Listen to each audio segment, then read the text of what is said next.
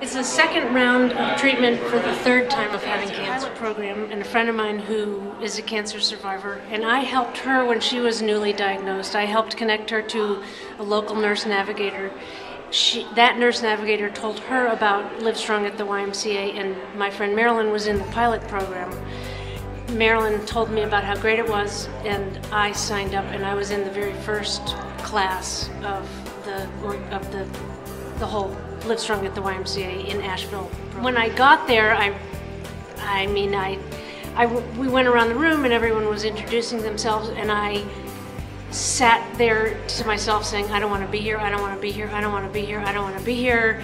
I've been very fit, I've led emotional support groups, I've been the boss of this kind of thing, and I was frankly just angry at being back in a position of having to be a member of this kind of group, which I did not want to be in this group. I didn't. But at the end of the day, meeting all these people who had such inspirational stories and were digging in, even though they didn't want to be there either, that changed my mind.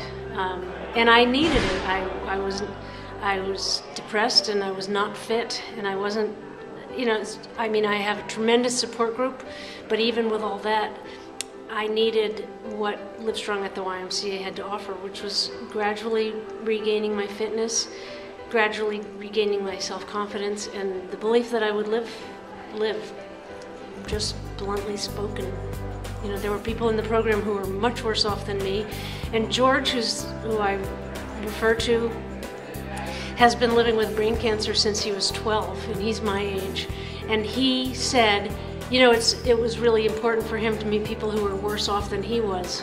I was like, well, how could you be worse off than George? But, his attitude is, just keep going, keep going, keep going. And, so it was not only the teachers and the instructors in the group, but the other participants. We became important to each other. I feel like once again I'm surrounded by people who really, really, really understand me and what I'm going through. I have tremendous support in the community, but that doesn't mean that those are people who understand what it's like to be in chemotherapy, which I'm in right now. And I'm running my life, but I'm sleeping a lot, and I can't go to the gym right now because I don't feel well enough. But I am surrounded by people who really understand that and who support me from the inside, and they present examples to me of, you can get through this.